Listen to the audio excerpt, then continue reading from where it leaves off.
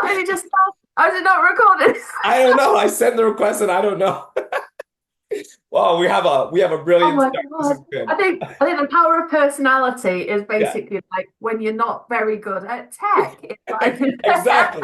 Exactly. New we've definition. got this. We can't have everything. Can't have everything, Daniel. Yeah.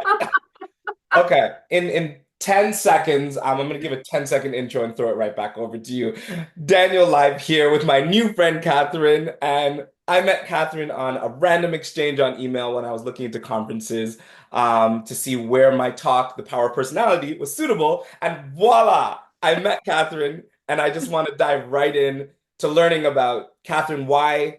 Well, I know this is the first time you heard this term, the power of personality, but it seems like the story of that resonates with you, and I'd love to know why to start us off. 100%. Never heard of it before and did resonate with me. And I would say, as an individual, my personality has held me back in my career. It's I've been, you don't speak to anybody that hasn't had a bad experience, with a previous employer. Right. But back in the day, because 20 years ago, it was dire, absolute dire. I worked in radio Hmm. and I worked on the promotional side of things and sales. And I remember having this one conversation with my manager, and she said to me, your notebook, because it was rainbow, all rainbow on the front, your notebook, what do you think that says to a client when you're going out to a sales meeting? Or, when you're phoning somebody to see if they want to do any advertising on the radio, and you'll see your name's Cat. So what kind of impression do you think that does? And all of this. And people got away with it back then. Now, absolutely no way. But I think it's I Wow. didn't do anything about it. I didn't take it any further. I just thought, no, don't burn your bridges. However, I'm sure that said person will probably watch this. So, karma. Uh, I'm not going to mention names though. I wouldn't go Yeah, that far, but no a lot worries. of people, a lot of people will put two and two together. Yeah. Um, and I just, a couple of years ago, I was working for an organization, and it was okay, your personality's like this, butterflies, butterflies, and we don't want to trap those butterflies. So basically, Mm. go, this role isn't for you. And I think I was talking to an old colleague actually the other day, and we were saying about job descriptions. Hmm. And job descriptions should really have personality types listed, And at the moment, I'm getting assessed for ADD. It's like, and literally I'm living with it as if I've already got it because I recognize my traits, I recognize my behavior, I recognize my patterns, and Right. it's life changing. And if I went to a job for a job and it said, right, do you ever finish a job? No, absolutely not. Never get, are you disorganized? Are you good in an emergency? Are you good at thinking on your feet? Mhm. Yeah, absolutely. And these are the things they should be like if you want to be a paramedic, it should, because it is personality types, Mhm. and I think it's a really good shift that we're having now because our children will gain from that and not be punished or put into a box that, well, you've got this job to do, so you can't show your personality. I'd Mhm. never turn up for work prior in a shirt with It looks ink on good. or whatever they are. I don't know. Oh, thank you. So yeah, that's Yeah. why I Wow. resonate. So I want to go back to something that you said. You mentioned the prior, I guess, the more toxic situation where the things that were called out were the abbreviation or the spelling of your name being Cat instead of Catherine. We talked about the color of your notebook being like a rainbow color. Um, I'm curious to know, what did those things mean to you? Why was it important for you? Did that help with your expression, that make you feel comfortable? Why were those things important for you on the job? Yeah, I think they did. I'm a person that likes colour, so naturally I'm drawn to colour. I don't see that as I'm not professional because I've got a rainbow notebook. I think that's Right. just absolutely insane. So yeah, it did. And then when those things are taken away from you, then you question yourself and you question your personality, and then you don't fit. And then you try and fit by changing who you are, Mhm. authentically. And then it's just a disaster. It's a downward hill. Mhm. And Absolutely. And especially Okay. with your name, your name is your identity. I've always had it. What should I change it to then? And Oh it's my just, God. I think that's probably like the worst thing that you could actually say to somebody who Absolutely. is trying to thrive in an working environment. And I find that it's conversations like that and policies, if you want to call them like that, that try to trap the butterflies, as you mentioned beautifully. That's what ends up just crafting out robots, and we just get the same people doing the same things, and then it actually stifles the innovation, the ideas, and the growth of a company because nothing different is coming in, and so it's a huge opportunity missed when that happens. Mm. Now, that was kind of the dark side, let's call it. Now, jumping over to the bright side. Yeah, What specific aspects of your current organization yeah. make you feel more comfortable just being your authentic self, compared to your previous workplaces? Yeah, great question. And again, this is another reason that it resonated with me because I have got that comparison now. And Right.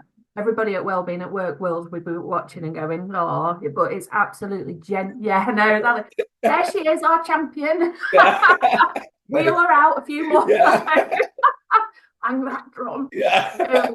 Um, Nice. uh, but it's so, I mean, obviously, the essence of what we do we've been established for 10 years now, and at the core of us is putting well-being of our people at the heart as a priority of every organization, as it absolutely should. Um, so if we don't do that and then we don't practice what we preach, then Right. it could be some interesting press. They do, and it's so genuine as well. And anything I can go to I've the last couple of months I've been going through a lot. I'm moving country. I'm going through a lot with my 13-year-old son.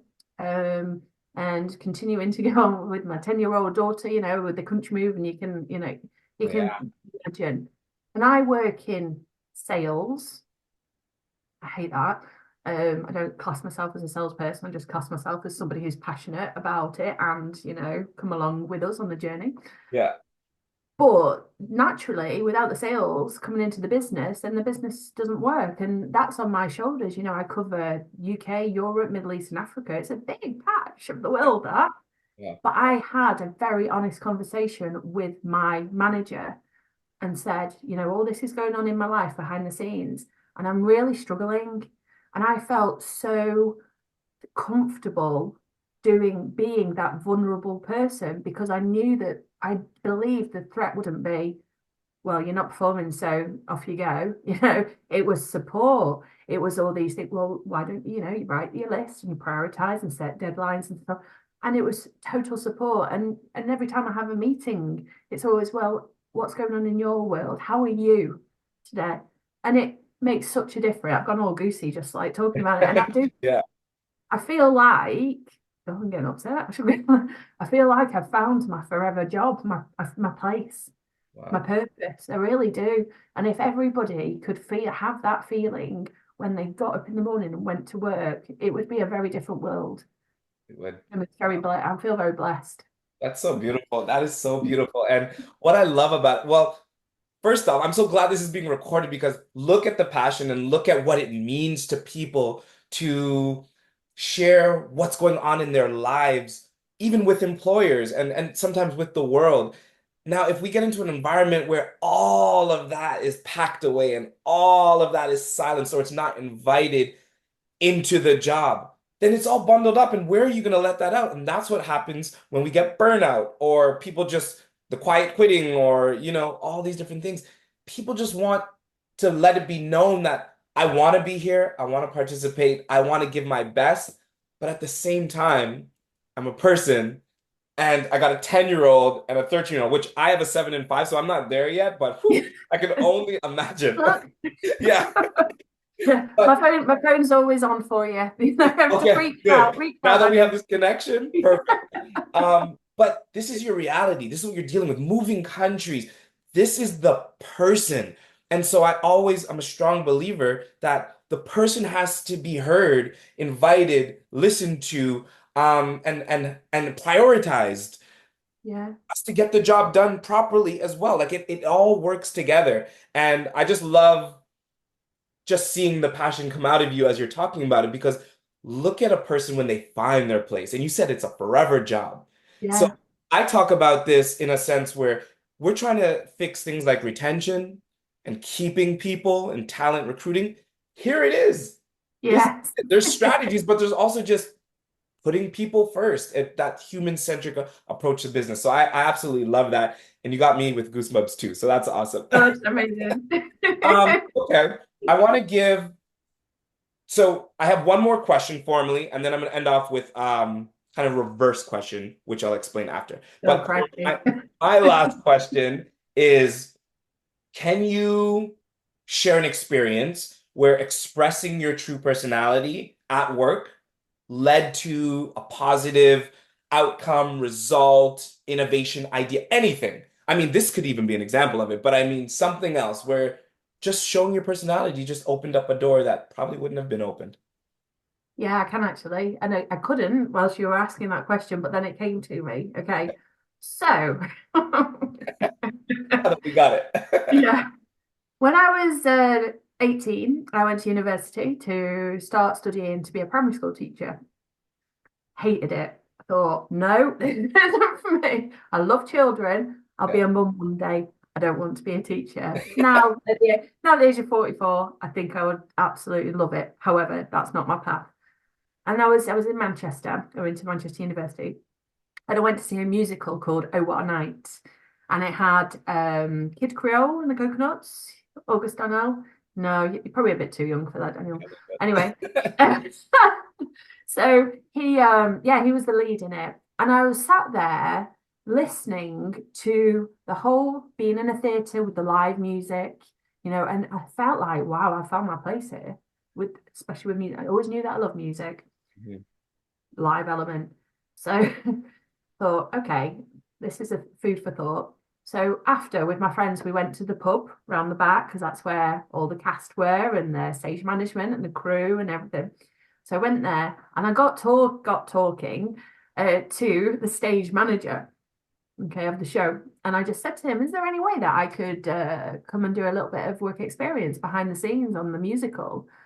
And I said, I'm really interested in getting into it. And he said, yeah, okay. So we exchanged phone numbers, didn't hear from him. So 2 days later, I turned up at the stage door because I knew what time roughly they got there.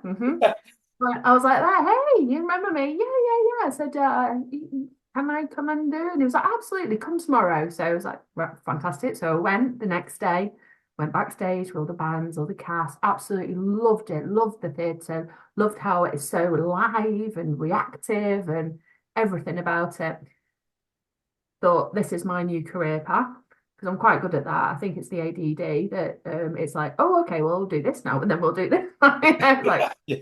but it's good because it's Yeah, it's good being impulsive sometimes and just absolutely. I agree. jumping on stuff as long as the consequences aren't too bad if it goes wrong. And next day, I got a phone call from him, and he said a crew member's dropped out. Do you fancy working the next 2 weeks on the show? And I was like, yes, I do. So did that, quit my course, and then the theatre kept me on to do Annie was the next touring bit No. musical. Yeah, with Paul O'Grady. I don't know whether Paul O'Grady's a big thing. He was big. He was big over here. He was bless his soul, he's passed now. Yeah, kept me on, and then I went to apply to stage school. Totally blagged my way into stage school in London. It's like, yeah, have you done theatre? Yeah, I've done loads of it. Got testimonials, and before I knew it, September was here, and I was living in London, and I was on my stage management course. Wow. That's wonderful. That's amazing. All of that just from sparking up that conversation and also that kind of diligence and, in following up and just putting yourself out there. Absolutely, absolutely. And I will, I say to the kids all the time, if you don't ask, you don't get. What's the worst could happen? They say no, well, move on. Not your You would never know that all of this whole journey is waiting right behind this question, behind some pub. Like it's yeah, just, I love it. I love it. It talks to one of the topics I speak about, the CEO mindset, which is catch every opportunity. And I talk about how we should be training everybody in the organization to be the CEO in that respect. because who knows when you ask that client, that colleague, or just ask the question, like, look at us right now. We are seas apart and Yeah, we're connecting and learning about each other. I'm getting to learn about your story just from a conversation and a question. And it just yeah, shows that how much magic could be unpacked when we just care to or dare to, which I absolutely love. I love that. yeah, absolutely. Are you still pursuing? Yeah, sorry, I'm sorry to cut you off. And it's the ripple effect then, isn't it, as well? You know, you don't Absolutely. know what difference you're going to, I might inspire someone to ask the question today, or, you know, what that means then. I just, yeah, it's a beautiful thing. But I think it's having that confidence within your personality to do that. You know, I have always had that. I've got quite a thick skin when it comes to, and resilience, you know, Mhm. when it comes to knockbacks. And but yeah, yeah, do it. I love that. I was gonna ask also, are you still pursuing or dabbling into theatrical or music or any of the arts or anything like that? Only on Alexa. Yeah. So Alexa gets the best of it. Yeah, I would, but my personal circumstances of, you know, a separation, and yeah, it's in the evenings, isn't it? And having the children virtually on my own all the time, and it didn't prevail. However, I have remarried, and my husband works in events in Norway, actually, and that's where I'm moving to Oh, in nice. 3 weeks. So yeah, Oh, but wow. Lots it's of changes. still, yeah, loads of changes. But you know, I went. What was second? I trained in sound production in theatre, and that's how I got into radio. Ah, No, like so one connecting journey, yeah. yeah, yeah, yeah, Beautiful, beautiful. Now, I feel like I could talk to you all day. The last reverse question is I wanted to ask you to close us off and to end off this wonderful discussion. What is the question when it comes to either well-being or personality or confidence or really anything that kind of ties into this conversation? What is the question that is not being asked enough? Or I could throw it this way. What is a statement to the world regarding these topics that you feel needs to be said? You could choose which one of those to answer. I think I'll go for the first one, and I think it's basically everything that we've touched upon today. And how are you? How are you? Wow. That's the Simple question and powerful. people should ask. Yeah, and I think people have the confidence to say, actually, I'm not okay. You know, without that vulnerability, without that threat of, you know, you might lose your job or you might break up, have a relationship split, you know, Mm. without that, yeah, how are you? How are you? It's so powerful, but From I think, Lucy. yeah, that is like, wow. That So, is that'll make you think. How are you? yeah. I love that. That is beautiful. Catherine or Kat, thank Cat, you very much Catherine, Errol. for such a wonderful, wonderful conversation. Let's end off by you just kind of plugging the organization. Where can we learn more about you? I know it's not maybe open to the whole world, but at least we could find out more about what you do and what you're involved Yeah. in. Well, we are actually open to the whole wide world. Yeah, so we're very small in size, but we have a global presence. And you know what we do is we hold, they're called our summits, across the globe in different regions, and we bring together people who have it on their shoulders to look after their staff, their employees, and they don't know what the hell to do. So we educate them. We've got, like, you know, we've got, every region's different that we deliver to, but we educate those people on what they can be doing and what they should be doing to help support their employees. So yeah, yeah, Love it. The world needs a lot of that right now. it does. Well, yeah, well, we're 10 years old. I'm sitting on a gym ball, by the way, if you're wondering why Oh, she's really? doing that. Yes.